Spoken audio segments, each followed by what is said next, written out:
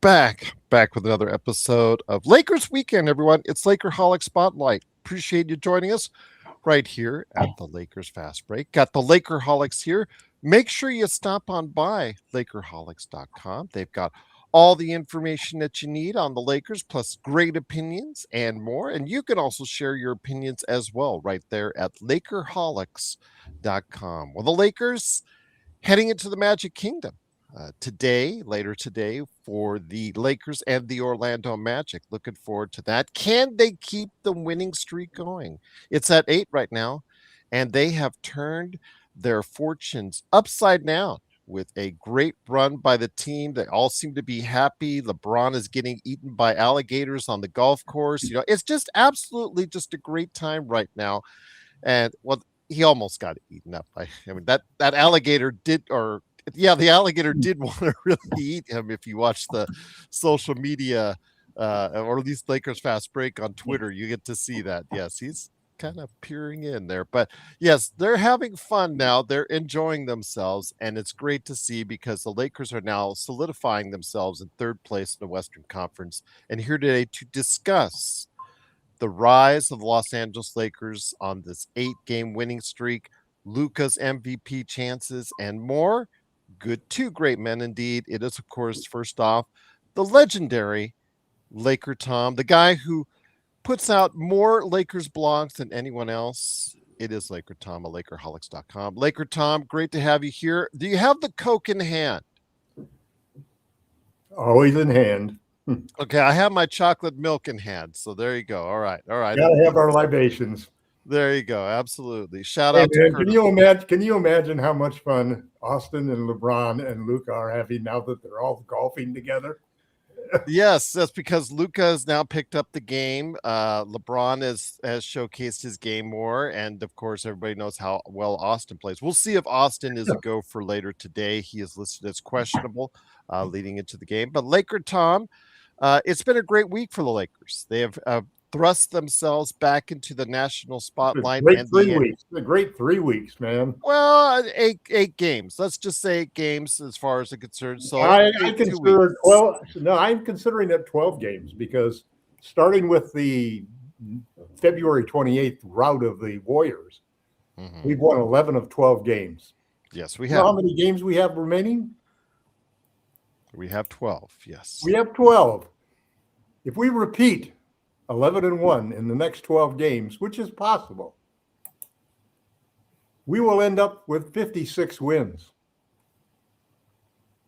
A dramatic improvement from last year, and probably a 22-2 record going into the playoffs. It'd be hard to bet against the Lakers. We've seen a turnaround that nobody's ever seen before. I mean, this has just been a masterclass of it. I mean, I make predictions like people throw away pennies because basically I'm always optimistic, but I predicted exactly what is going to happen on this whole thing 12 days ago. After the first 2 wins, I said, okay, here's the path they got to do. They can jump from number 6 to number 3. They can lock up all of those tiebreakers for the 3 guys behind them. And, I would have given the odds 1,000-1, maybe even worse than that. That was one of them really outlandish predictions to make, and I got anything came true. So I'm predicting the next 12 games, we're going to do the same thing that we did in the last 12 games. We're going to go 11-1. We're going to win out. We're going to go into the playoffs as the effing favorite because we're so red hot. That's my take. Let's just forget about that OKC team and that San Antonio team. Well, we're going to beat them twice just to show it. Add to the fervor when the gambling goes on. Okay, well, we'll see who they suit up then, because OKC, San Antonio, and Lakers too. If Lakers lock up the 3rd seed, there's no reason to go ahead and have the main guys play. Correct? No, you don't want. Unless it's to beat Boston's record, because Boston's currently 2 games. You know why I knew all 3 of those guys were going to play? Okay. Any basketball player will tell you if they're in a really hot streak, the last thing they want to do is sit. Okay. You don't want to the Lakers are going to go after every game for the rest of the way because it's just 12 games, man. It's just 12 games. It's just what we just did. Now, we have a secret weapon, though. You know what our secret weapon is? What's that? The fact that we're the best clutch team in the league. We're 21-6 in clutch games. We have the number one defensive ranking during clutch minutes. We have the number one net rating in clutch minutes. Okay. That's why we win these games. Okay. Because we have three guys who are clutch players, and we've seen that all year long. You know, we ended up 45-25 right now. If we hadn't been a clutch team and we're gone 21-6 during that period in clutch games, winning 21 out of 27 clutch games, we would have finished 35-35. And we wouldn't have a season that we're looking at. We have such a season right now that is so good that the decision next summer is not going to be finishing touches. It's not going to be extreme makeover, because this team is awfully good. You give us a starting power forward, a starting small forward who can defend, and a center who can block shots, and this team's going to be unstoppable. Doncic is playing like the MVP. Reeves is playing like an all-star. LeBron is playing like the GOAT. And JJ Redick is going to be coach of the year, and Luka Doncic is going to win his first MVP. And the Lakers are going to win their 18th NBA championship by beating the Celtics 4-0 in the NBA Finals. All right. He's a little fired up this morning, everyone. Thanks. Let's go. Let's go. Let's go. All right. In a good way, everyone. In a good way. In a good way, indeed. Also here today, good man indeed. Is he going to the Lakers and Detroit game? I don't know. We'll see. It is, of course, L. Rob, my good friend. Great to have you back. One of the Lakerholics. Great to have you here, my friend. With this road trip doing so well, and the Lakers are playing at such a high level. Tom is right. You know, when this team is playing on such a high level, yes, even playing 2 times within 24 hours, you still feel motivated to play and get out there. And LeBron had said even before the second Houston game, he was really tired. And you know what? He still gutted it out through both games and played extremely well in doing so. Your thoughts on what has created this 8-game winning streak, this, as Tom said, 13 out of 14 games stretch where they have just really been absolutely unstoppable and looking like a team that is distancing itself from its competition and looking more and more like a formidable opponent for OKC, San Antonio, and Boston as well. Yeah, it's amazing. You know, Tom probably, with his optimism, probably hoped that we would get there, but I didn't see a path, you know, a month ago, 3 weeks ago. I saw the path, but I didn't think he would ever go down. I couldn't have envisioned it.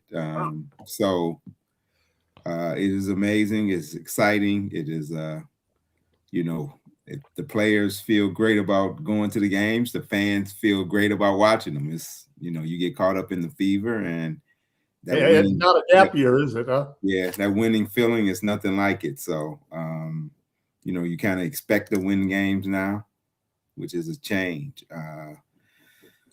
So what have we lost? 3 in a row to Orlando, something like that. It seems like they always, in the last few years, somehow sneak out wins over us. So we need to start off by, you know, keeping it rolling by getting a nice payback on them from that game earlier this year and from whatever games last year.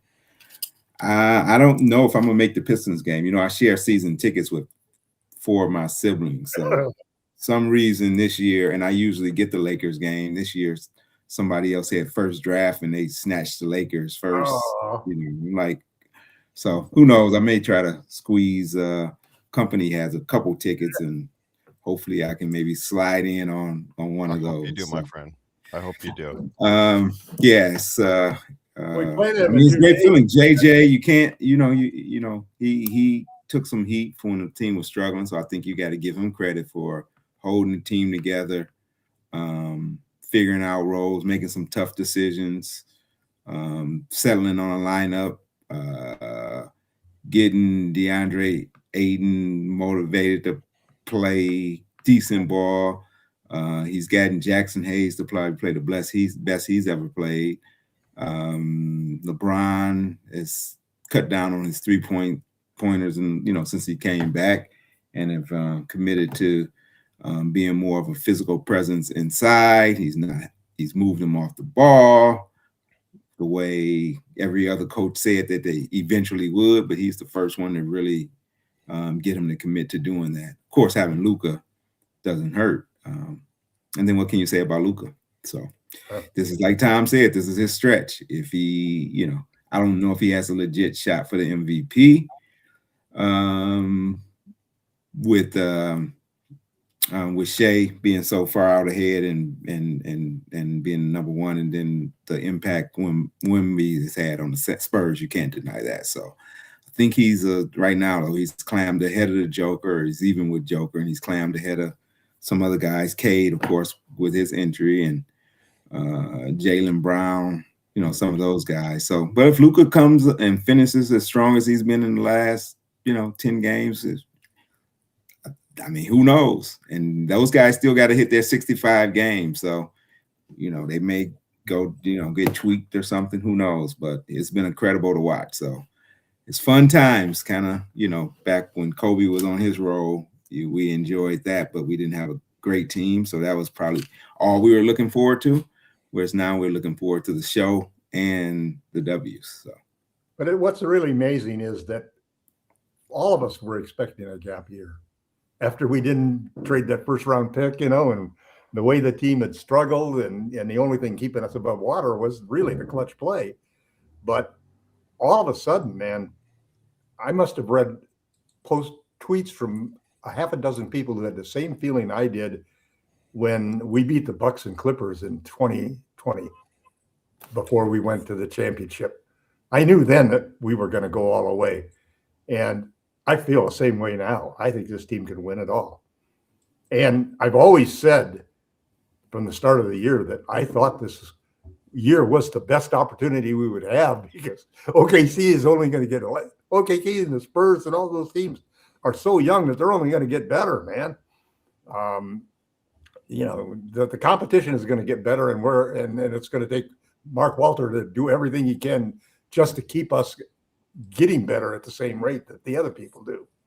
But man, I mean, I'm really interested to hear what you got to say, Lee, about what the game against the Pistons is going to be like now that they don't have Cade. They're winning. Duran's gone crazy, and their shooting has got to hurt a lot because the Pistons have been struggling. I mean, even they've been just around 500 the last month or so. So they've been kind of up and down. I think when they lost to San Antonio, the way they lost to them, and then they came back and had San Antonio again, and San Antonio decisively beat them a second time. I think that impacted their, mentality. A young team kind of got put in their place.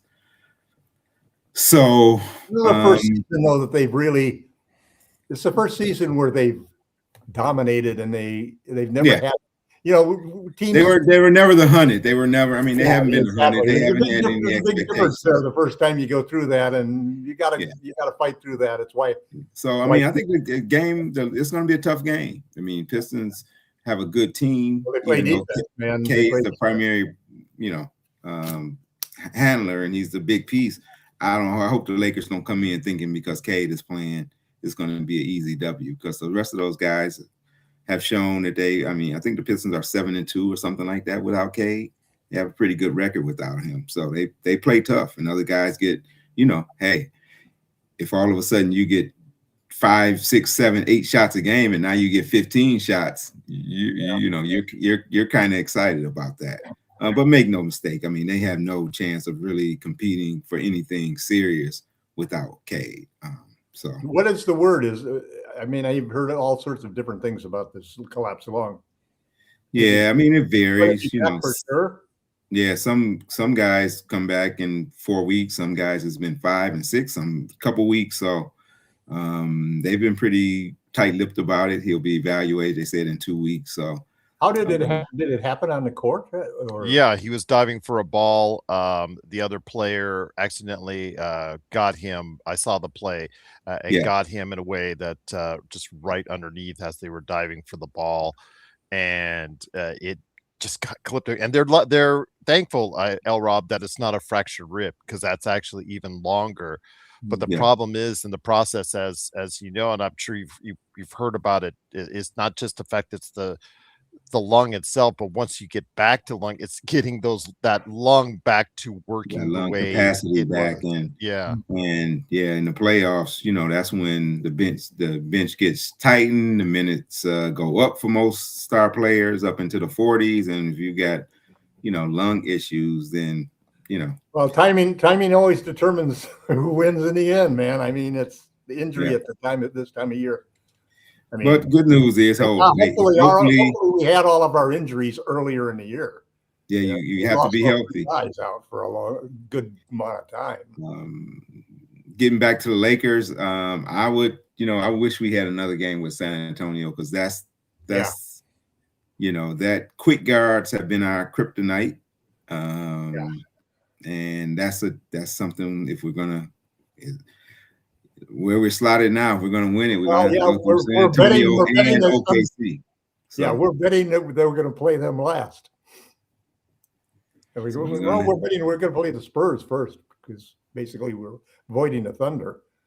And that's kind of interesting, because in a way, the team that really, in a way, I've always felt we had a better chance, and a lot of it is maybe a holdover from AD being on the team, that we used to have a better chance against the Thunder, and we used to give them problems.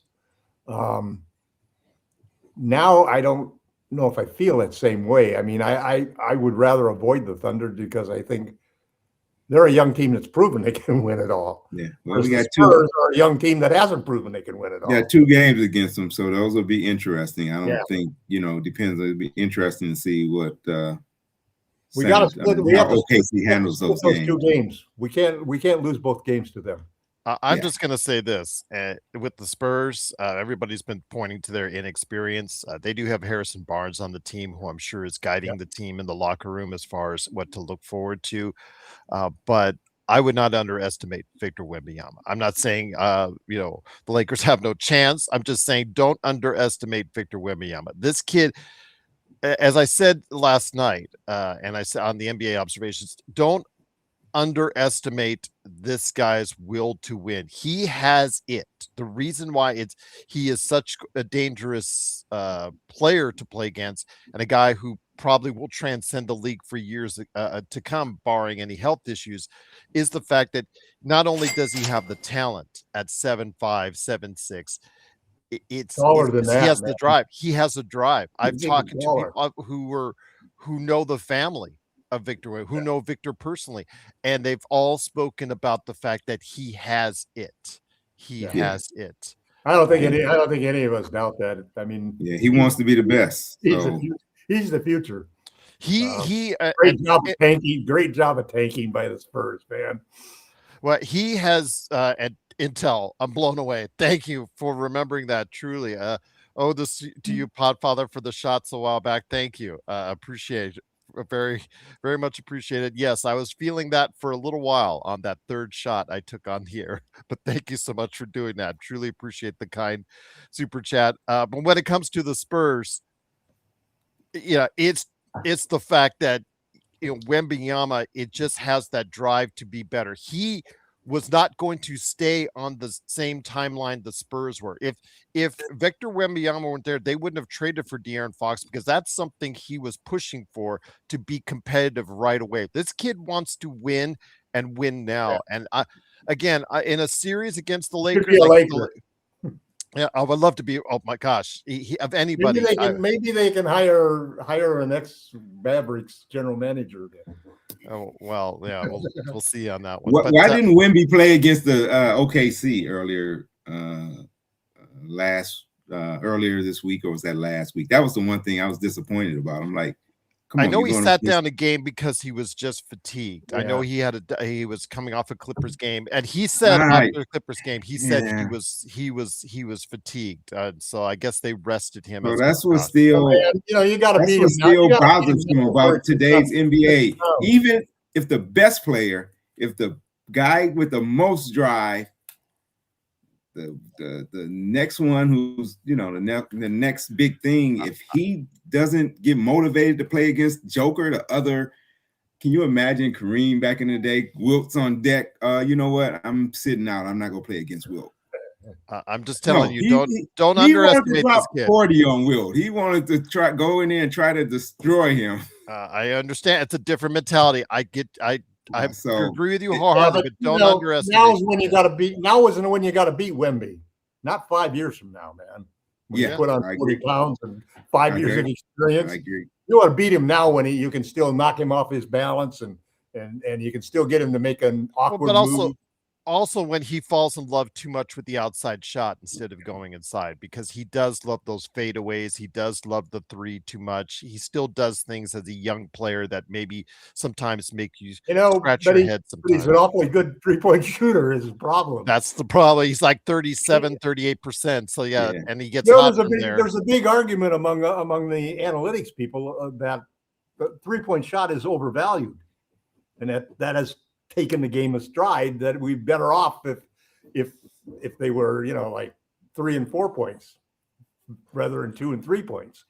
And the thing with Wemby is interesting is that there's no reason why, frankly, a guy with his height and length and extension and so forth couldn't be the next Steph Curry. I mean, the guy really can shoot well from outside. Yes. I don't, and yeah, I mean, I hear these guys all the time say, get inside and not, but the inside is where they can beat him up. They can pound on him and they can wear him down. They can affect his defense and his offense. When you see what Luka's doing right now with the power of his 3-point shot, he's taking 12 threes a game and hitting 42%. And he can get that shot anytime he wants it. I mean, look what Steph did. Look what Steph is still doing. He's not doing it right now. The Warriors are going to be back next year. They're going to do their last hurrah unless and somebody got to better get injured. Otherwise, these guys, the power of the 3-point shot is really one of the things that's transformed the Lakers. Is they're jumped up into the 3-point shooting thing. Yes. They're making 14 threes a game versus 11. They're taking more. They're making more. They haven't the last couple of games. They've been able to control and dominate it. But the 3-point shooting and Luka's 3-point shooting and the team's 3-point shooting, Smart's 3-point shooting. They got 6 guys who are averaging over 1.4 made threes a game. So Tom, slow down on the Wemby, Steph Curry. His Wemby's a 35% shooter, I think, around there. Steph has never been under 40. Maybe the last couple of years. So he's not exactly in Steph area. No, I just for a big guy, he can stroke it pretty good. But if the three changed the game, man. If he ever decides to go inside a little bit more, I think he'll do fine, Tom. Well, when he gets 7'5", 7'6", I think he'll be okay. Stronger. That is the whole problem. I think it's just if you talk to the San Antonio Spurs, Megan Price, who I brought on the show before, who's the San Antonio Spurs expert. She is, those. If she would even tell you those turnarounds that he does, those 17-foot turnarounds are the ones that probably get the Spurs fans mad the most. But again, let's get back to the Lakers. Rob, let me bring it back to you here. The momentum that has been created not only from the fans. It's funny because when the team is losing, everybody has something to say. When the team is winning like this, it seems relatively quiet among Lakers fandom out there as far as what I see on my shows, but it's great to see. Everybody seems happy. Everybody seems pleased. But is there a concern as far as the bench? Because one thing that has gone under the radar with this winning streak is the fact that the Lakers are playing a lot of minutes with their starting lineup. In fact, in the last game, all the guys, the main crew played above 38 minutes, I believe, or more in their last game. So That being said, the Lakers need more production from their bench, and having the second worst bench in the NBA is a problem. Luke Kennard got off to a great start coming here from the Lakers, but has been 3 of 12 in the last 5 years. invisible, to be quite honest. He's had a couple donuts, to say the least, and there's just no one to initiate the offense. There's no one that can initiate their own offense coming off that bench, which is hard. They're still so reliant on Austin or Luka or LeBron to get and manufacture them points. Is this a concern going into the playoffs? Because I understand you whittle it down to a 7-8 man rotation when it comes to the playoffs, but right now, if they're only giving you 15 to 20 minutes a game, is it a problem that the Lakers are still doing the same thing they did last year, where they had to play LeBron, Luke, and Austin so many minutes leading into the playoffs that it tired them out going into the playoffs? Yeah, that's a problem. But hey, there's no perfect team out there. So I mean, if that's the area of concern, I would prefer it to be, maybe being one bench guy short as opposed to worrying about, something larger. But I think, you got Rui. Rui's been a proven starter in the league, and he can give you a good punch off the bench. Jake brings defense, hustle. He can score a little bit. He can pop you a 15-point game here and there. Jackson Hayes, all these guys are playing their role. So I don't think you want them to try to expand beyond their role and do something outside of themselves. I think with those three and with Luke, it's a decent bench. It's not the best, but it's serviceable. We need Kleber back. Yeah, it's I think it's serviceable. Yeah, you would like to have one more ball handler there. You forgive me, Tom, when you're asking for Maxi Kleber to come back. Says all. Is that what Tom was saying? I was wondering who he was saying. No, yes, okay. Maxi Kleber. I mean, no disrespect, Tom, but when you say that, that's kind of funny. You just have to admit it's kind of funny. Listen, the guy has been hurt the last 3 or 4 years, and he finally, I still hurt in the sense that he can't. 5 years ago, Tom, I would have been with you on Maxi, but no, the way he's played when he's been in games has been outstanding. And he's had a few minutes here and there. The best shot blocker of the three three centers. Who minutes do you want Maxi Kleber to take? Well, I want this. I think the center position is played by committee. That's one of the things that I think. So whose minutes do you want him to take if he gets 10 minutes? Whose 10 minutes do you want that to come from? It just depends. If Ayton is fine, I think sometimes Ayton gets off to slow starts, and if Ayton gets off to slow start, then you put Hayes in. And if you need muscle and you need the things that Kleber brings are the two things that the Lakers need most from their center, which is floor spacing and rim protection. He's the best shot blocker. But he hasn't given us either one of those he's the only 5 that we've got that shoots the ball. But you watch and see, Kleber's going to get minutes in this game. I don't know if I think I've seen him hit 1 3 or something. Okay. He doesn't do that anymore. He did it with Dallas, got the big contract, and how many times have we seen players once they get the big contract, their game and their health goes haywire, and it did for him in his career. Now he's trying to fight to save a spot in the league as a mid-30s guy, and he's now not stretching the floor anymore. He's just right there as a guy who's given some good hustle minutes when he's in there, but realistically, you've only talked about the center by committee. He's still not shaving minutes, just a 2, 3, 4, 5 minutes a game off for LeBron. 2, 3, 4, 5 minutes for Luka, or 2. I'm just asking for there's just no one off the bench that will shave those minutes for our big. The answer is Aiden needs to play. Aiden needs to play up to his capabilities, and Jackson Hayes needs to play like he has, the best Jackson Hayes. That's the best chance we have. Let's not go down Maxi Kleber road. No, your best chance you're gonna end up. The 2 guys are gonna play most center if we're gonna win are gonna be DeAndre Ayton and LeBron James, not Jackson Hayes. Well, he still needs to play some. Yeah, you guys aren't concerned at all about the minutes. But it's a matchup situation. There's certain guys that he can play great against. other guys can shut him down where he can't even seem to get a lob.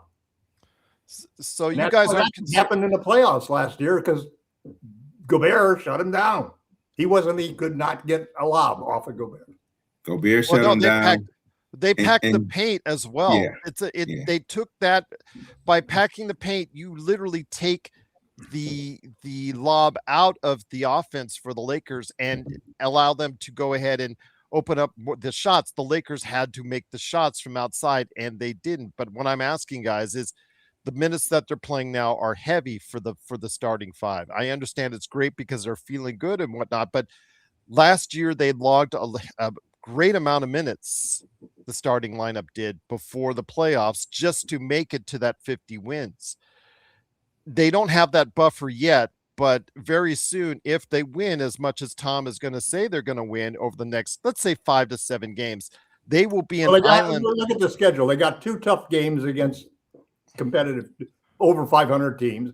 Then they got 5 games in a row against tanking teams. I understand that. So what I'm asking is, they're going to be, if they continue to win, they'll be an island amongst themselves in the Western Conference, with the only real thing that they have to target is Boston in the other end, as far as seeing if they could actually catch up to them as far as record wise. So with that, at what point do you start thinking of maybe shaving off some minutes for the big guys, because for the big three, because again, last year they had to play heavy minutes leading into the playoffs, and you cannot tell me that did not at all. You definitely want to watch their minutes and monitor their minutes and cut them back and let them feel refreshed going into the playoff. But minutes and fatigue, I'm not buying that from last year. They simply got outplayed. Minnesota. They had taking injuries and they couldn't get. Minnesota's defense was very aggressive, and that's what we're gonna find in the playoffs. They was up in us, and the guys didn't respond well to it. JJ freaked out and stopped playing anybody. That's what I mean. So there was fatigue there in that game, specifically in that second half. Yeah, it's going to be fatigue if the coach is not putting in the starters the entire second half. Of course, they were fatigued. But as far as, I'm not asking for them to take days off. I'm just asking, can you find them maybe down to 32, 33 minutes as opposed to the 38 that they're playing now? You're absolutely right, Gerald. Yes. They got to do. You have to do that. But the way you do that is those 5 games that you have against tanking teams. You want these guys to sit the goddamn fourth quarter. You want to. That's where you get their minutes down that way. You don't do it against the 2 games against the Thunder. And you don't do it against the next 2 games where we got tough teams that we're going to have to really play well to win and not allow, the main thing we got to do is to get rid of Jamie's goddamn trap games, man. We can't take one of those 5 games against those tanking teams and, have some unknown guy go crazy. The only one I'm worried about minutes was LeBron. The rest of those guys are in the prime of their careers. Reed, Jokic, Aiden, all of those guys. I mean, those guys should be able to go out there and play 40 minutes a night in the playoffs. I mean, if you're going to be a championship team, you better be ready to do that. So if they can't, then we're going to find out.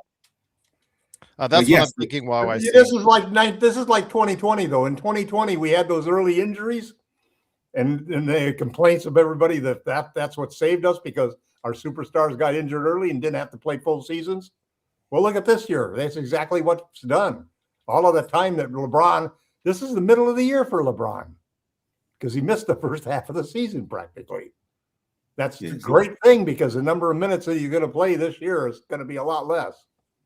And hopefully we got rid of the injury. I'm just saying because, again, LeBron has already said even before the second Houston game that he was tired before the second Houston game. Then you asked him.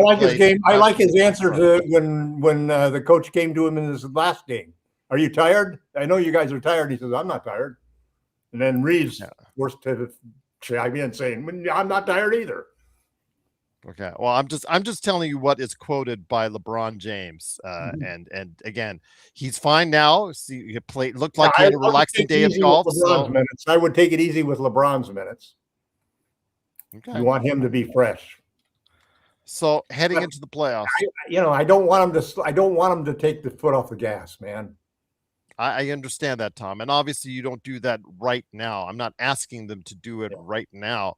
What I'm asking is once the Lakers will be at a point if they continue to win, cannot move up to San Antonio and cannot move down. They can't catch the guys ahead of them, and the guys behind them can't catch them. They're almost there, Tom. They're almost to that point where the guys behind them cannot catch them. They're already there. They're already there. Well, technically they're 3 games back as far as it's concerned, but with 12 to play, I would just get it to that 6-7 game mark, and if they're up like 3 or 4 games, then that's when you can start looking at it. But Rob, again, this team has found success in so many ways over the past week and a half. Just the way they've come out of it, the big confidence boost they got in Houston. How much do you think that did for the Lakers as far as taking 2 in Houston, and how much do you think it did to hurt Houston and their psyche going forward?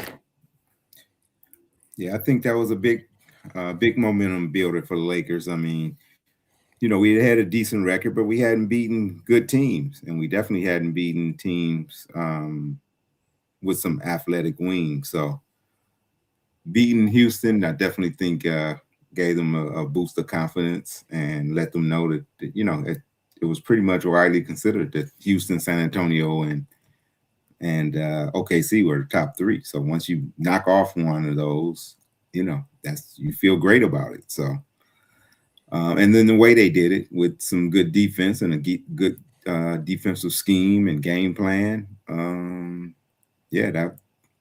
Only 82 points and a half, and both. Yeah, they had the opposite effect. I mean, I'm sure it's having Houston scratching their head, but Houston have been kind of struggling a little bit. So, I think it was a good springboard for the Lakers. What about you, Tom? Without those 2 games, I don't think if they split those games, I don't think they go in. And the guys, all the guys in Miami, I think they would have probably sat one of the big 3 in Miami.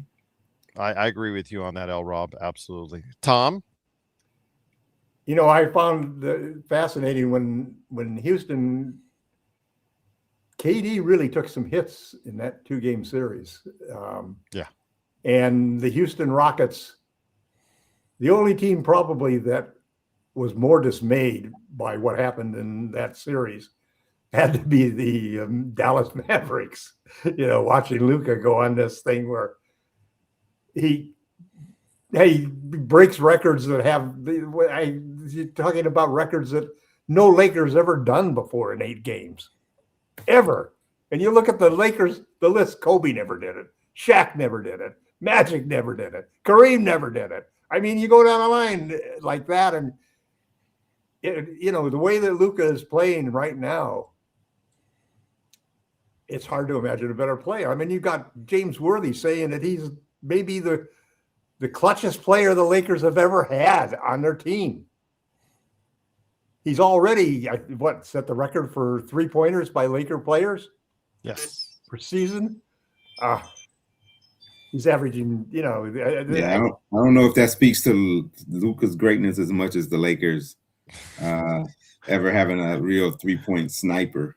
I agree. Yeah, well, that's probably true. I mean, he's not challenging Steph, and although I'd be curious as to how many threes he's leading the league in attempts and in makes. Yeah, I mean, Luka's taking 10 threes a game, so he's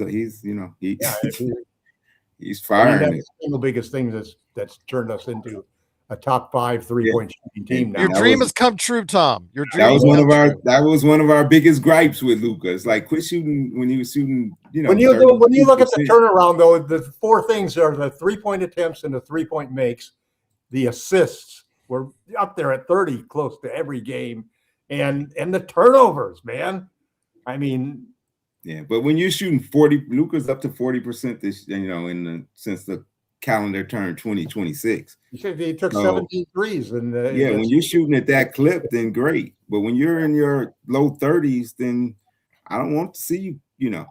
When it's not your night, get others more involved would be wise. Well, or attack the basket. Don't man. have the or tech the basket, or don't have the Tom Wong mentality. So I'll get the next 5. I'm telling you, I missed the last 10, but you know what? The next 5 are mine, baby. Well, that's Marcus Smart's mentality, and Marcus believes in himself. Well, you said you were a shooter. You said you you would fire away. So. I generally fire away, but yes, if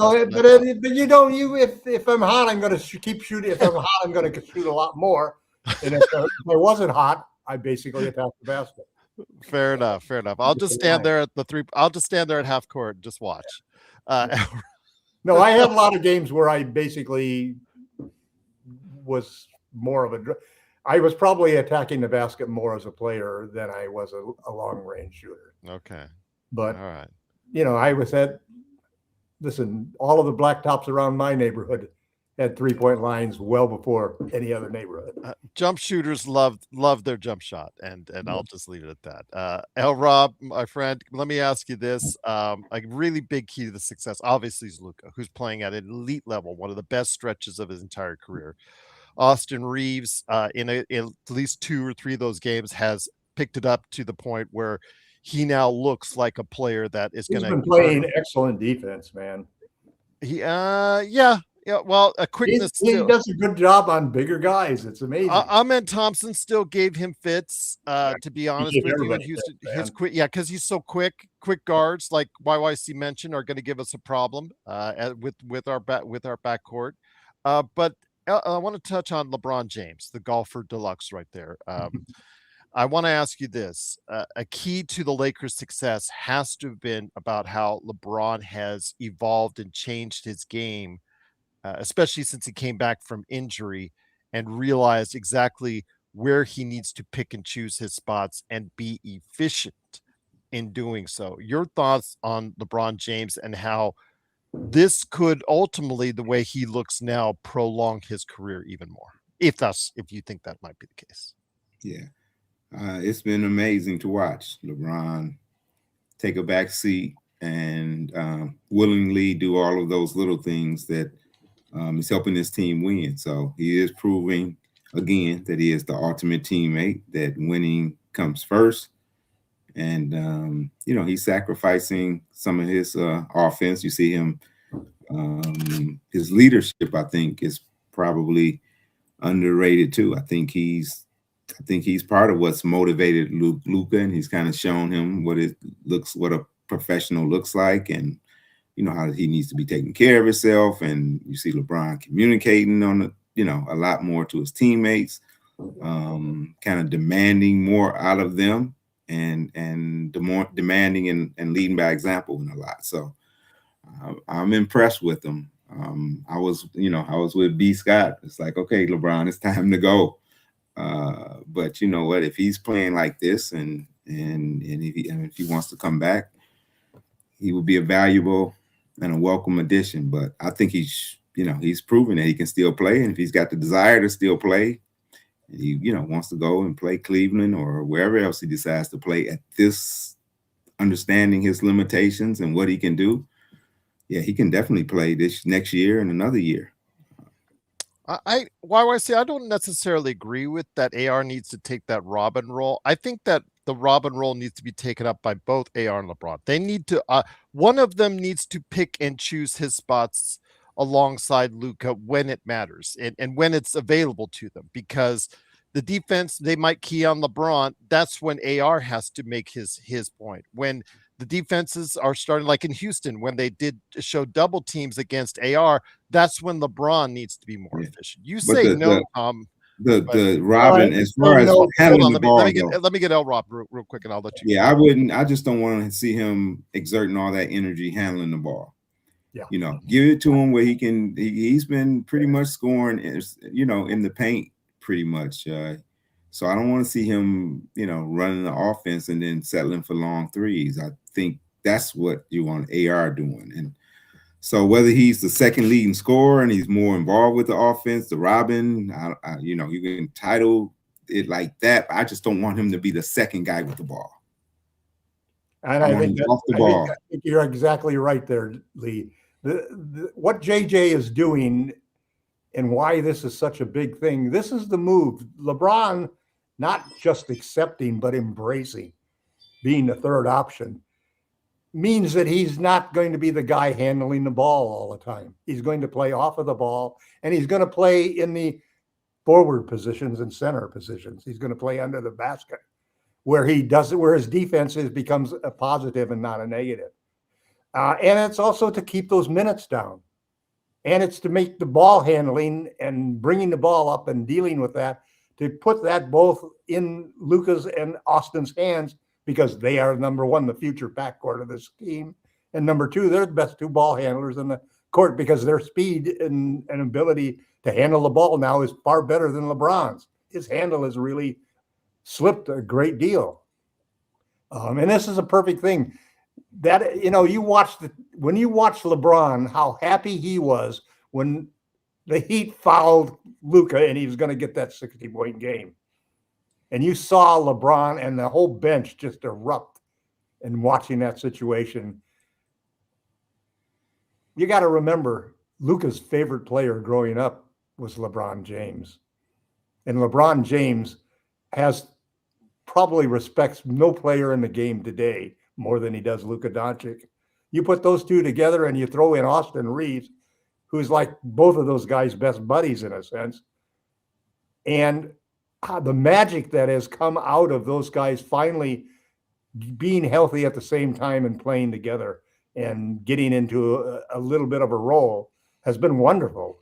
I mean, you look at it and you just sit back and you wonder, how could we have thought that they couldn't pull it together and play great together? You know, three great players that are very adjustable. Yeah, they aren't the greatest defenders, but Luka basically is averaging 2.4 assists and 2.4 steals in this 12-game stretch. That's incredible when you look at it. And you think back at the basic times when he's made important steals in this game. And Marcus Smart, his numbers have gone crazy defensively. He actually is going to get some votes as Defensive Player of the Year, and he deserves some. And if he plays in the next 12 games the way he's played in the last 12, and the team does well, we're going to see a lot of these guys all of a sudden who maybe back at the trade deadline were worried about what their future was. You're going to see a lot of these guys re-signed and staying with the Lakers. We'll see if that happens. But again, it is starting later tonight against the Orlando Magic, or later this afternoon, wherever you're at. Game.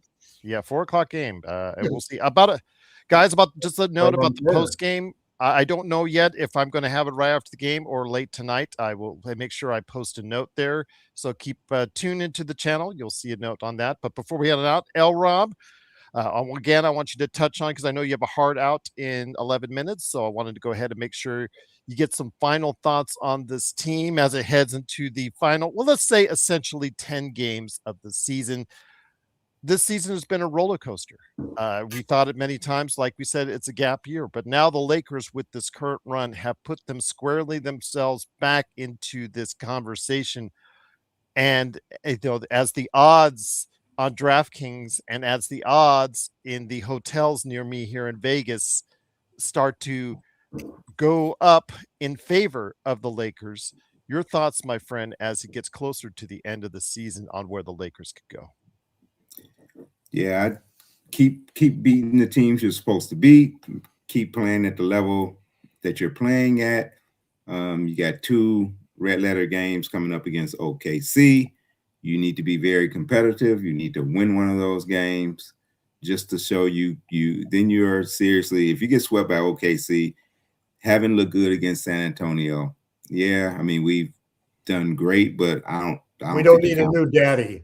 Yeah, the confidence level will not be there. Guys need to know that they can beat these teams. So that's, to me, it's the most important thing, is to just continue to play good ball, establish, you know, the same aggressiveness that you've had, maintain the defensive intensity, attention to detail, all the little things. Don't go into a lull. Don't go in and lose to a bad team, because believe it, even though some of these teams are tanking, when the Lakers come to town, the tanking is off. If they end up, you know, coming out and they're competitive, they'll try to beat them. So don't They're fool all around. NBA players. You got to remember that. Yeah, I mean the Knicks Anybody can beat barely anybody on any given day. yeah, the Knicks barely beat the, they had to, pull one out last night against the Nets. So that's what I'm looking for. But when you have Luka on your team, Luka's been a proven playoff performer in the clutch. Last year was probably the first year I've seen him in the playoffs not really have any big moments like Luka moments. I mean, he got his numbers, but it was not impressive. It's not what he's capable of. So, you go into the playoffs, you got Luka. That means you got a legitimate chance to. And once Luka does some magic, we know what type of impact that has on the other team. So, you hit one of those daggers or two against, there's a young team like San Antonio, that will give them a wake-up call. So I'm almost like, hurry up playoffs. You don't want to peak too early and be playing your best ball in March, and then when April and the playoffs roll around, you're not maintaining it. So just keep doing what you're doing. Very, very optimistic going in. Before we head out, it is, of course, Lakerholics.com. Please go ahead and stop on by, sign up, become a member of Lakerholics.com. It's absolutely free to join up and share your thoughts. And although you don't even have to, if you want to go ahead and check out the work that's done by Jamie Sweet, Michael Heinrich, and of course, my friend Laker Tom as well. Tom, what you got cooking on the site, and any last thoughts on the Lakers before we head on out? I just published an article about how the Lakers clutch play is their secret weapon in the playoffs.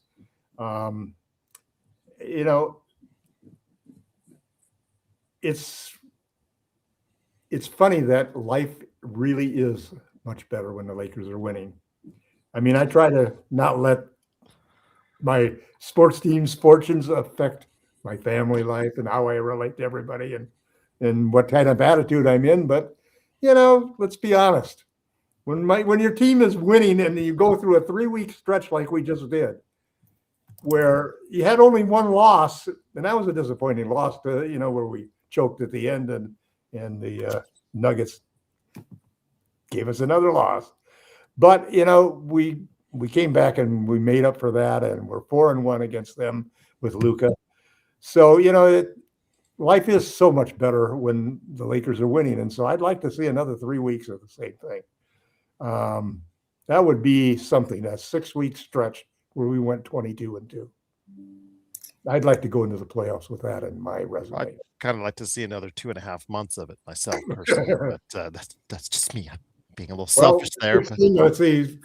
How about 16-0 in the playoffs? Well, let's just get 16.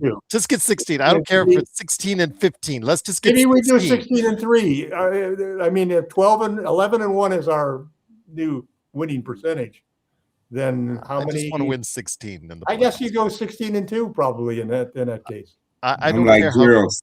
Yeah, get there any way you can. 16 and 2 sweeps and two sweeps and 2 gentlemen sweeps. It can look as ugly or as beautiful as you want it. The goal is just 16. That's all I care. Yeah, but this smells like 2020. Here we go. I can smell it, and I can smell it in the air every time I look at it. And let me tell you, every Laker fan who's out there who watched that championship in 2020 feels the same exact way as I do right now. They may not believe it as strongly as I do, but every one of you is listening to this podcast. In the back of your heart, you're thinking that same thing, man. This is like 2020. Again, I'm just going to move on. All right. It is, of course, Laker Tom at Lakerholics.com. I'm not going that far. But again, they are playing extremely well, and I'm hoping for a 16-game win total in the playoffs. That's what I'd like to see. And Rob, I do hope you get a chance to go ahead and check out the spend the money on the tickets, Lee. Hustle your way into the arena, man. Is it still the booth? We got to have you there rooting us on and taking that win against it's a little booth area. So if I go, it'll either be in a booth or if this is the company tickets, it's a couple seats behind the basket.